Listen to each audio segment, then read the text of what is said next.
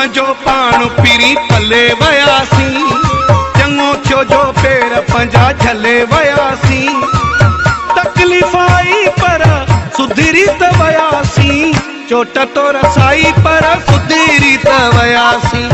चोट तो रसाई पर सुधरी त वयासीं। तोखां पंजो पाण पीरी पले वयासीं, चङो थियो जो पेर पंजा झले वयासीं।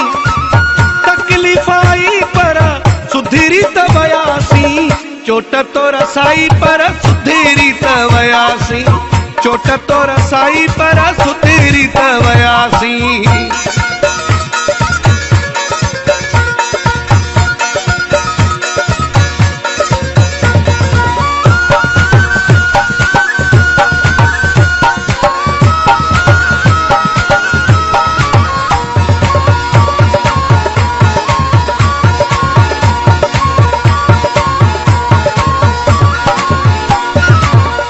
तुझे इश्क में अंधा हुयासीं, छजा सब कारोबार धंधा हुयासीं।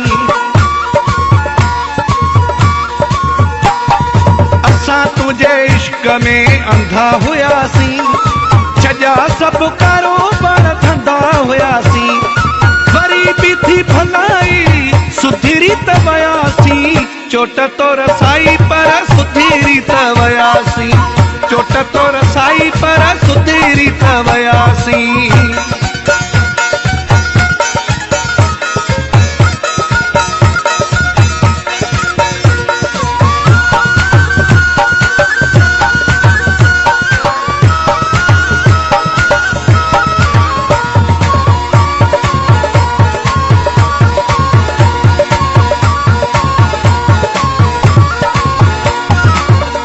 चक्कर में थी वयासी पागल, रोज सिम मटाई मटाई मोबाइल।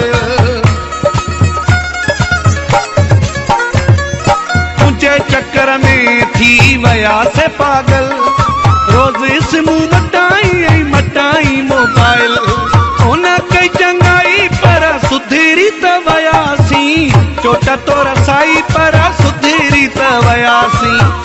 चोट तो रसाई पर सुधरी त वयासीं।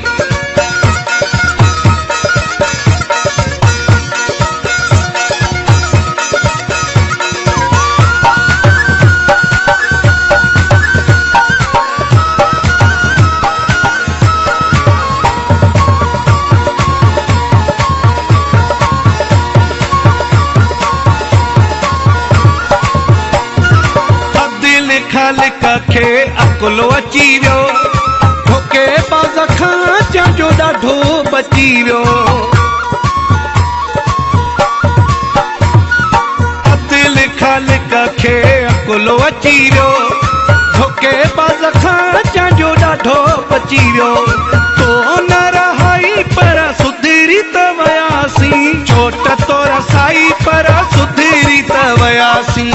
चोट तो रसाई पर सुधरी त वयासीं। तोखां पंजो पाण पीरी पले वयासीं, चङो थियो जो पेर पंजा झले वयासीं। तकलीफ़ आई पर सुधरी त वयासीं, चोट तो रसाई पर सुधरी त वयासीं। चोट तो रसाई पर